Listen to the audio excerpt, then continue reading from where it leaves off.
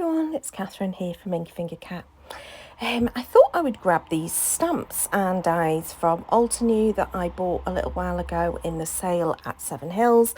I think it's called Be Strong, and it's got these cute cactus and the lights on strings and some really cool, like, supportive, positive sentiments in it. And I thought I'd make some cute little note cards, but mainly using scraps. That was really my intention. So I pulled out that pile of scraps you can see to the left hand side. So when I've got some cardstock left over, even if I've die cut into it like that one, I'll keep it because you never know when you might use it. And sometimes it takes a bit of fiddling. I mean, it'd be all right if I wasn't using my stamp platform, but yeah, sometimes it takes a bit of fiddling to get the cardstock in the right place when I'm using my stamp platform, but I like to use that just in case I miss anything in terms of my inking, or it needs a second impression, especially when there's like quite bold line art like this. It really needs to be good artwork. It needs to be good impression of the ink.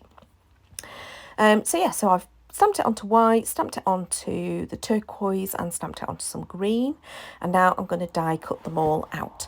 So I'm going to speed this up because you pretty much know how to die cut, I'm sure. Line up the die. I use a little bit of washi tape and run them through the die cut machine. So I die cut them all out, and I also die cut just a couple of extras to stack up the die cuts at the end. So the dark green ones just get cut twice because I've only got that piece of scrap in that colour. The turquoise I did an extra one, and then I take another piece of scrap that's been die cut into previously and cut one of each of the ones in white.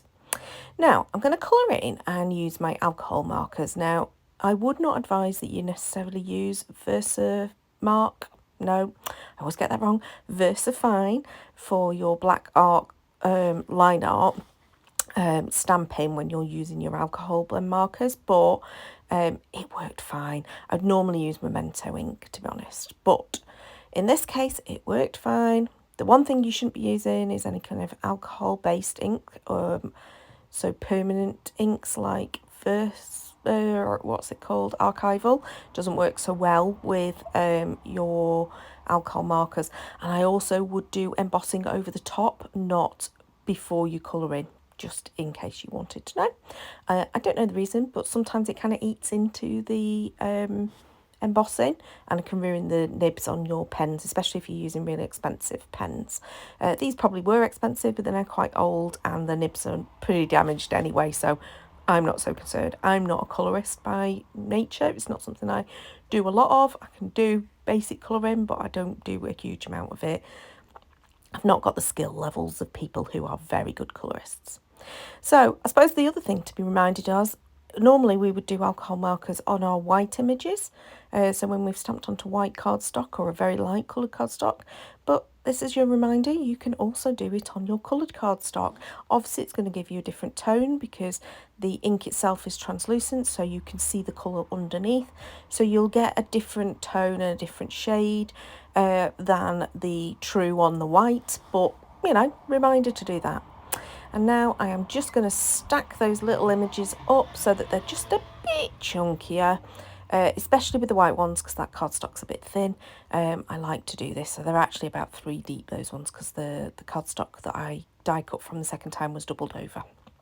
Okay, now to decide what to do, and I'm umming and ahhing, I'm just grabbing bits and pieces. So that was a bit of a die cut, but I don't end up using it.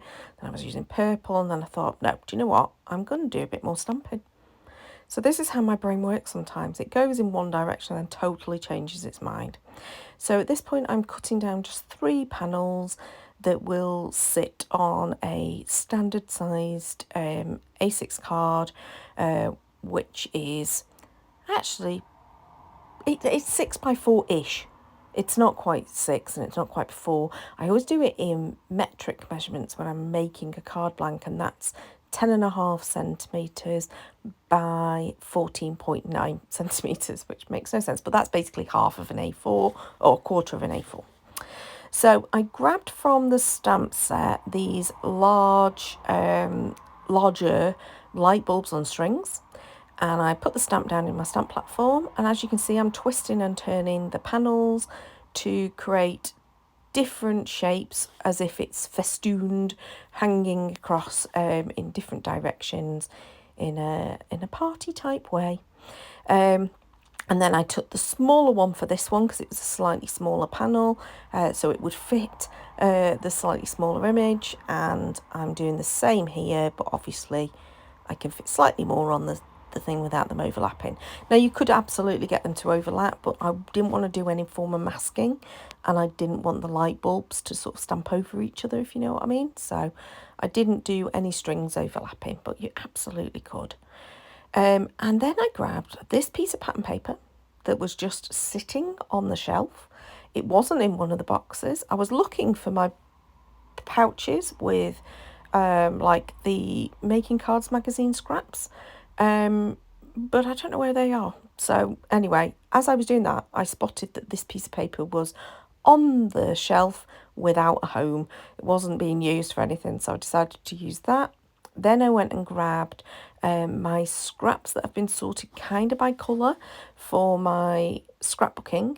And there's this one pack that's actually got multicoloured, and I thought, oh, that like rainbow kind of colours would work really well as a party type feeling for these little cacti to sit on.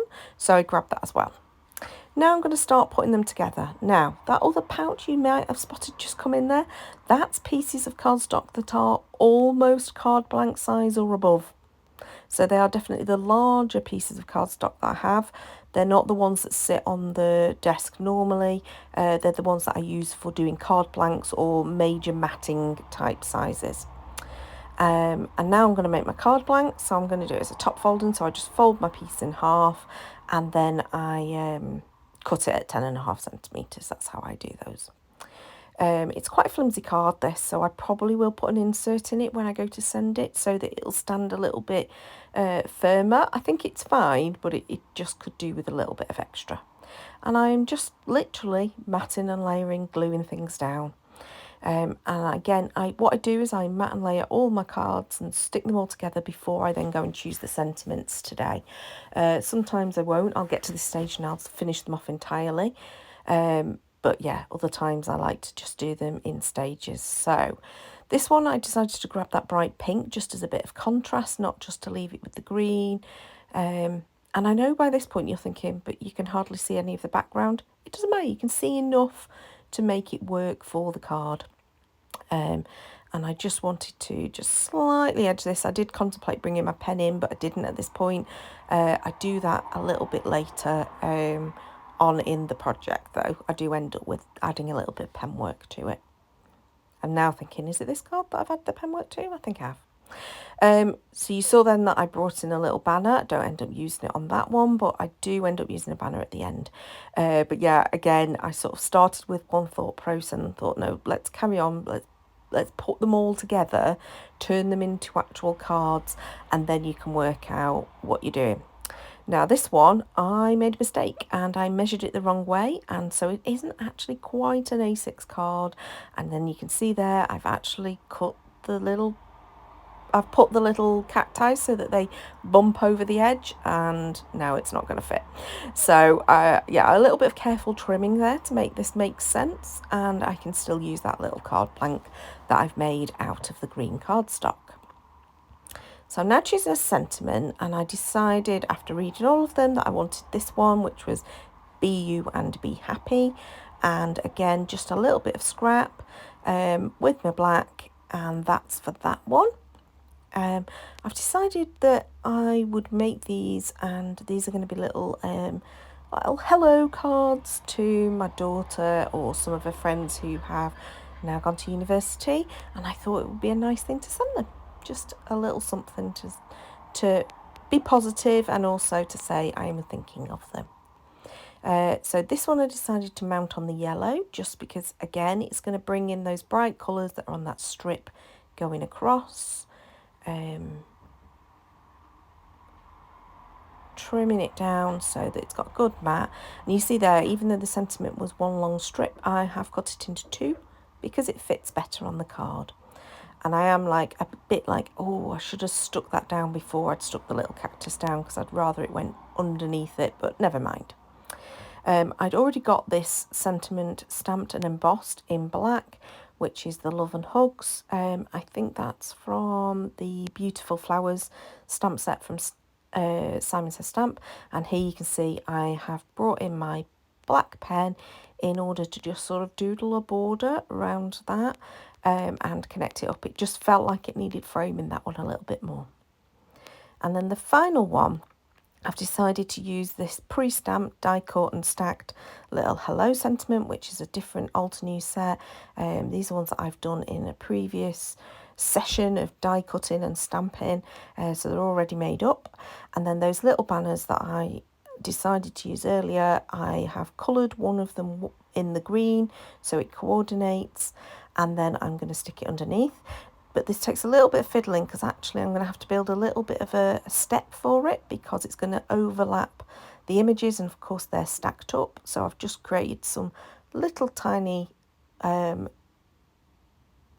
steps to go underneath the right hand side of the sentiment, and then I can stick it all down and it's sort of fairly level.